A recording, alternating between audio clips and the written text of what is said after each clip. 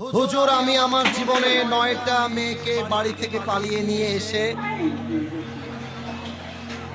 বন্ধুদের সাথে বিয়ে দিয়েছি, কারণ তাদের মধ্যে হারাম সম্পর্ক ছিল এবং তাদের পরিবারের কেউ তাদেরকে বিয়ে দিতে রাজি ছিল না। মেয়েগুলোর অন্য জায়গায় বিয়ে দিচ্ছিল, এই জন্য পালিয়ে নিয়ে এসে বন্ধুদের সাথে বিয়ে দিয়েছি। এতে কি আমি পাপ করে ফেলেছি?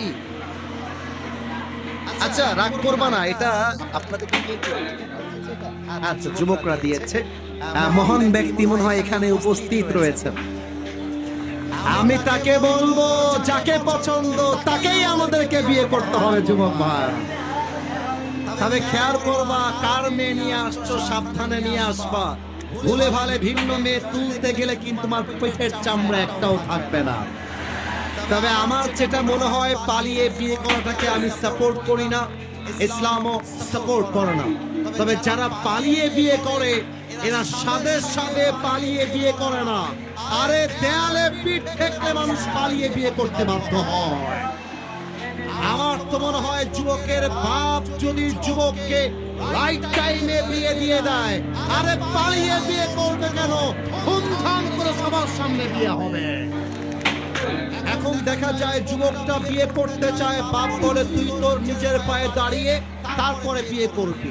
মেয়েটা বিয়ে করতে চায়, বাপ মা বলে তোর বয়স এখনো 18 হয় নাই।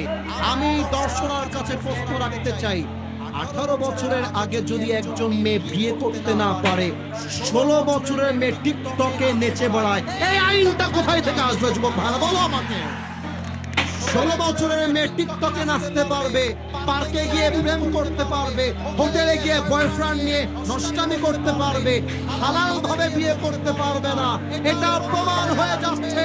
পার্লামেন্ট চলছে আল কোরআন দিয়ে নয়, পার্লামেন্ট চলছে পশ্চিমা আমেরিকার সভ্যতা দিয়ে যুবক ভাইরা।